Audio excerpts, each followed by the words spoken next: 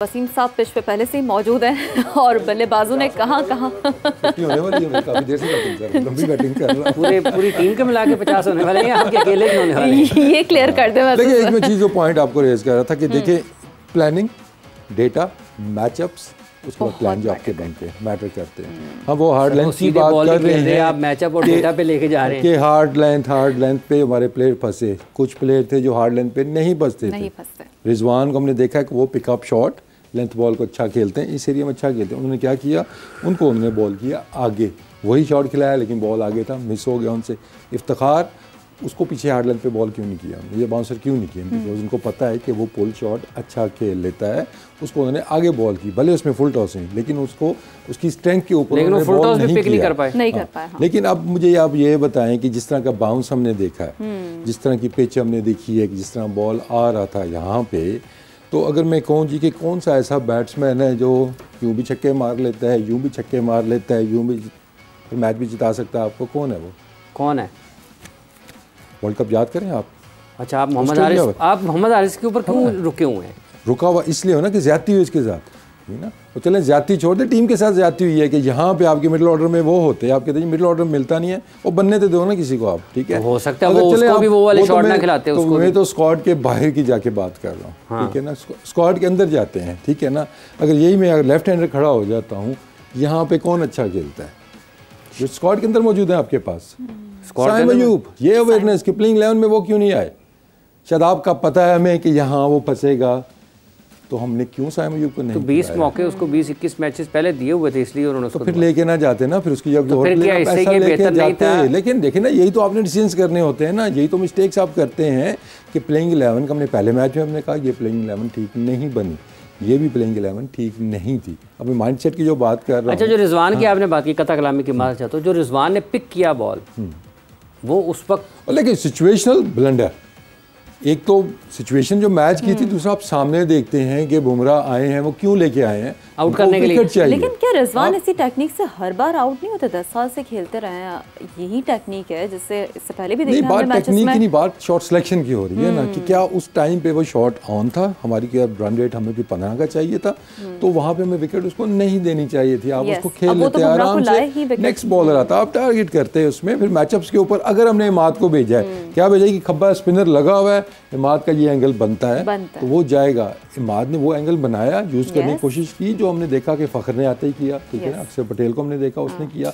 हम खेल रहे हैं जी ये जहाँ पे दो बंदे इधर खड़े हुए हैं, एक बंदा पीछे खड़ा हुआ है, मिस हो रही हैं बॉलें, उसमें कनेक्ट हो भी जाती तो वो सिंगल भी नहीं आपका बनना था। लेकिन आपको जिसके लिए भेजा गया था कि आपको एंगल वो यूज़ करें, इस पिच के ऊपर स्पिनर्स के डॉट बॉल खेलना, तो मैच हराने के मुतरादिफ हुआ ना। फिर वो स्पिनर भी तो देखे ना, वो रोहित शर्मा जब आया अक्षर पटेल के पास, वो कुछ उसको कह के गया है ना कि इसको जरा दूर इसको उधर नहीं लेके जाना, इसको बाहर। तो अगर वो दूर बॉल कर रहा है तो दैट मींस कि बस आपने हाथ खड़े कर देने। यही इफ्तिखार के साथ भी यही हुआ ना, आप कदम करें, बॉल की तरफ जाएं, लेकिन आप जाएंगे तब जब आपकी टांगे चलने के काबिल होंगी। जब आपकी टांगे चलने के काबिल तो बॉलिंग तो कर रहे थे, फिट नहीं है, डिफरेंट मूवमेंट आ जाते हैं ना उसके अंदर, ठीक है ना। जब आपका लोड ही उसके ऊपर नहीं आ सकता बैटिंग करते हुए, तो ये चीज़ें टीम को नहीं पता थी, ठीक है ना। मैं ढूंढूंगा वो बंदा कि इन्होंने कहा जी फिटनेस टेस्ट पास करके माद टीम के अंदर आया है। वो जो फिटनेस टेस्ट जिसने लिया, जिसने रिपोर्ट दी, वो यहाँ पे नहीं, गैरी कस्टन ने तो क्या, वो आपके फिजियो ट्रेनर ने लिया होगा ना। वो कल्प्रेट है कि उन्होंने कैसे डिक्लेयर कर दिया फिटनेस कि ये फिट है मैच खेलने के लिए, और मैच भी आपको नजर आ रहा है कि वो दुखे ले, जैसे उन्होंने आजम खान को फिट कर दिया। वो इंजरी वाला केस तो नहीं था ना, वो तो आपको पता है ना एज अ कोच, ठीक है ना। अब इंजरी वाला है, you rely on the physio and the trainer. अच्छा, उन्होंने पाकिस्तान के तमाम बल्लेबाजों को प्लान किया और उसके मुताबिक किया कि जहां पर ये शॉट खेल सकते हैं वहां नहीं खिलाना। वो भले इफ्तिखार हैं, भले रिजवान हैं, भले बाबर हैं, हर किसी बल्लेबाज को उसके प्लान के मुताबिक उनके वीक जोन के ऊपर गए हैं। बिल्कुल ऐसा ही हुआ। जो शॉट्स थे उन्होंने उनको नहीं खेलने दिए। अब ऋषभ पंत को अगर हम देखते हैं, ठीक है, उनको बहुत चांसेस हमने दिए, उनको शुरू में आउट हो जाना बाबर और रिजवान को भी मिले हैं सर, तो वो कैचेस उनके छूटे हैं, लेकिन उसके अंदर भी जो बाउंड्रीज लगी हैं, ये पहली दफा देखा है आपने ऋषभ पंत को ये शॉट खेलता? वो तो हमेशा खेलता है, हमेशा खेलता है। वो फील्डर ऊपर क्यों था आपका?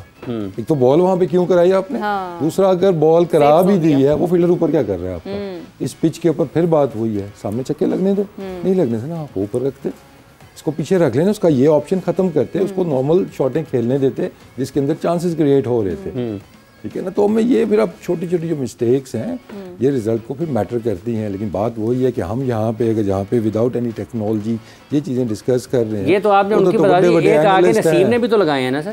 किसने? नसीम शाह ने भी तो लगाए हैं ना नीचे से आके। हाँ, नसीम शाह का अब इसका जवाब कौन देगा कि पिछले मैच के अंदर जो कि हम मैच जीत सकते थे, नसीम शाह को किसने रोका और हारिस को किसने भेज दिया पहले बैटिंग करने के लिए। और नसीम शाह ये नहीं कि आपको अच्छा लगता है या मुझे अच्छा लगता है या मैं समझता हूँ वो खेल सकता है, उसने आपको मैचेस जिताने में, वो बैटिंग करने पहले क्यों नहीं आया। अकल होती मेरे ख्याल में नसीम शाह को पहले ही भेज देते, 5वें 6ठे पे भेज देते कि जा भाई लो वैल्यू विकेट करके हिटे मारो, 2-3 छक्के भी वो मार देता, चौके मार देता। वो जब खेल रहा था इमाद, अगर आपने लो वैल्यू विकेट की बात की है तो मेरे ख्याल में तो वो लो वैल्यू विकेट थी, लेकिन उन्होंने टीम से ज्यादा वैल्यू अपनी विकेट की रख ली वहाँ पे। नहीं, अगर आपने लो वैल्यू विकेट ही इस्तेमाल करनी थी तो नसीम ज्यादा बेहतर ऑप्शन नहीं था जिसकी रेंज ज्यादा है। अब तो हम कह सकते हैं ना, लेकिन उस टाइम पे लेफ्ट हैंड वाला ऑप्शन बुरा नहीं था आपका, लेकिन वो इंटेंट या फिर वो प्लान भी तो दे के भेजे ना, आई एम श्योर के दे के भेजा होगा, डॉट बॉलों का प्लान तो नहीं दे के भेजा होगा ना, तो वो एग्जीक्यूट भी तो आप उस तरीके से करें ना। लेकिन क्वेश्चन ये है कि नसीम शाह को क्यों दीवार से लगाने की कोशिश की, उसका अलग से खेमा बनाया हुआ है। 6 महीने से हम देख रहे हैं, नया बॉल आपने उससे छीन लिया, ठीक है ना। जब रोटेशन की बात आती है, रेस्ट करवाने की बात आती है, ये हाल आपने मोहम्मद नवाज के साथ पहले किया था, उसको आपने ख़राब किया, अब आप नसीम शाह के साथ ये कर रहे हैं। क्या वजूहत है? क्या पर्सनल डिसलाइकिंग है? नसीम शाह से ज़्यादा टीम मैन मुझे नहीं लगता, मैं भी टीम के साथ रहा हूँ, कि जितना टीम के लिए वो फाइट करता है, वो कल आपने इमोशंस टीवी के ऊपर भी देखे कि जितना वो तो हो सकता है वो जो इमोशंस टीवी पे नजर आए उसके पीछे एक कहानी हो। ये अब कहानी खुल जाएगी आस्ते आस्ते चल के ना, आगे आपको पता चल जाएगी कि कहाँ पे किसके साथ ज्यादतियाँ हो। तो अकेला वही इमोशंस तो और लोगों के भी होंगे ना, अगर वो नहीं, वो तो आ जाएंगी ना। कोई दीवार के साथ लग के रो रहा था, कोई उधर ऐसे रो रहा था ना। ये think end of the day हमें इन चीज़ों से नहीं है, हमें तो परफॉर्मेंस से मतलब है ना। You should play good cricket, give your heart and soul, और आप 100% ट्राई करें। हार जाए मैच उसमें कोई इतनी बात नहीं। नसीम से कौन खफा है टीम में आपके ख्याल में? यार कोई ना कोई तो लग रहा है मुझे, किसी ना किसी को तो मुझे इश्यूज लग रहे हैं ना। नहीं, आजम को क्या होगा, उसको किसी से उस्मान खान है। हाँ। नहीं देखिए, इश्यूज जब होते हैं को टॉप साइड पे होते हैं ना, किसी को देश को आपस में क्या मैनेजमेंट में सब समझते हैं, कैप्टन होगा, कोच होगा या मैनेजर होगा, किसी न किसी से कोई आपको वो आपको डिफरेंस नजर आ रही है ना। वजूहत कोई भी हो, इट्स नॉट गुड एनफ। वो पाकिस्तान का बेस्ट बॉलर है तो वो पाकिस्तान का बेस्ट बॉलर है, इस पे जातियात पे आप नहीं लेके जाते कि वो उठता कैसे है, बैठता कैसे है, ज़मीन पे बैठ के खाना खाता है या खड़ा होकर खाना खाता है या लेट के खाना खाता है। इन चीज़ों को छोड़ दें, आप टीम को सामने रखें। हमने ईगो छोटी छोटी जो बनाई हुई है ना, वो कॉस्ट करती है हमें, और एंड ऑफ द डे देखें फिर रिजल्ट्स ऐसे ही आते हैं। अच्छा, अब एक और बड़ी अहम चीज़ है, 10 ओवर्स में 81 इंडिया ने स्कोर किया, वो क्या था? देखिए, एक चीज़ जो हमने पैटर्न देखा था इंडिया का भी, कि जब शुरू में बॉल नया था, हार्ड था, वो बैट के ऊपर अच्छा आ रहा था, ठीक है ना। स्ट्रेंजली नॉर्मली ऐसा होता नहीं है, नॉर्मली अदर वे राउंड होता है, लेकिन हमने देखा कि बाद में फास्ट बॉलर्स का बॉल मुश्किल होना शुरू हो गया, ठीक है ना। तो ये चीज़ पाकिस्तान को भी पता थी, तो शायद हम थोड़ा सा एक्सीलरेट पहले और कर सकते थे, लेकिन मिडिल फेज़ के अंदर देखें, यहाँ पे ऑल आउट हम 18 ओवर में हो जाते ना, मैच हार जाते, तो शायद फिर आपको इतना वो ना होता। 3 विकेटें आप घर लेके गए हैं और 120 रन आपसे चेज़ नहीं हुए हैं। इंडिया 120 किया है, लेकिन उनको ये तो है ना कि हम तो हिस्ट्री पे खुश हैं कि हमने पहली दफ़ा उनको आउट कर दिया, बट एटलीस्ट वो जितने रिसोर्सेज थे उन्होंने यूज़ कर दिए। हमारे फिर भी 3 विकेटें हम घर लेके आ गए हैं साथ में, उसका हमें कोई फ़ायदा नहीं हुआ। तो बात वो तो रोहित शर्मा ने कहा ना कि 140 भी होता हम डिफेंड कर लेते, उन्होंने कहा नहीं, एडमिट किया ना उन्होंने कि हमारी प्लानिंग ऐसी थी, जो शुरू में लग रहा था, फिर वो चेंज किया, 140 पे आया, बट टू लेट। तो ये एडमिट तो आपको करना पड़ता है। तो 120 रन फिर मैं कहता हूँ कि हमें बनाने चाहिए, जैसी भी पिच थी, जिस क्वालिटी के हमारे पास बैट्समैन हैं, एटलीस्ट देखें तो आपके रन्स की आप तादाद देख लें, आपने हमने इसको कर दिया, आगे बीट कर दिया, नंबर 1 पे इधर चले गए हैं, फास्टेस्ट ये हो गया, फास्टेस्ट वो हो गया है ना। ये भी एक डिफरेंट डिबेट है। बाकी मुल्कों में मैंने ये कल्चर नहीं देखा हुआ है कि हम वो चीज़ें सेलिब्रेट ज़्यादा करते हैं जो कि टीम से आगे फिर हमें नज़र आती हैं। टीम की सेलिब्रेशन हमें नज़र आए ना, एक अच्छी चीज़ है, ठीक है जी, टीम जीती है, आप ग्लोरीफाई करें।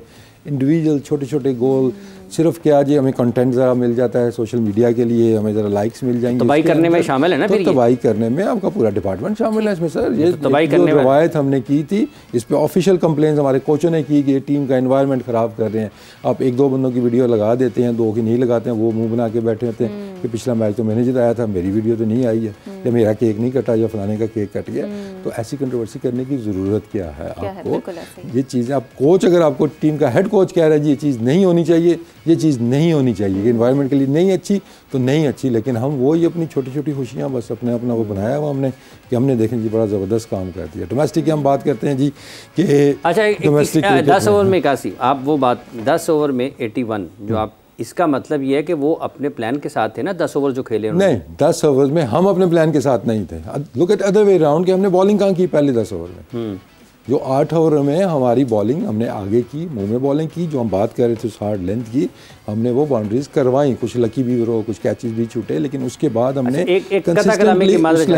यहीं पर आपसे, हम अपने प्लान पर नहीं थे, टारगेट पे नहीं थे बॉलिंग करते हुए। इंडिया वाइल बैटिंग अपने टारगेट पे था, इंडिया वाइल बॉलिंग अपने टारगेट पे था। इसका मतलब ये है ना, फिर बॉलिंग के तो उनके प्लान हमसे बहुत बेहतर थे। अगर हम देखते हैं कि उन्होंने बीच में ना हमें कोई फेज़ ऐसा दिया नहीं। पहले शुरू में जब रन्स बने हैं तो वो इट वाज ऑन, लेकिन मुझे आई स्टिल बिलीव कि हम 10 रन और बना सकते थे। पावर प्ले के अंदर हमने 35 बनाए, हमें 50 के लिए जाना चाहिए था। 10 रन कम थे ना, 10 रन, और आखिर में इतने रन मैटर करते हैं। 120 के मैच में 25 रन का फ़र्क नहीं आता है। अच्छा। तो वो जो होता है ना हमारा 10 वीवर शॉट, क्या वो आपका डायलॉग एक होता है 10 रन कम, 10 रन कम थे, तो वो हम पावर के हम वो कम थे। तो हम अगर वही बॉलिंग हम पहले करते तो फिर शायद ये 100 रन भी नहीं कर पाना था उन्होंने। लेकिन फिर मैं कहूँगा 120 रन आप फिर भी कहते हैं कि यू बैक योर प्लेयर्स, कि ये इसी तरह के प्लेयर हैं, 120 तो ये कर लेंगे।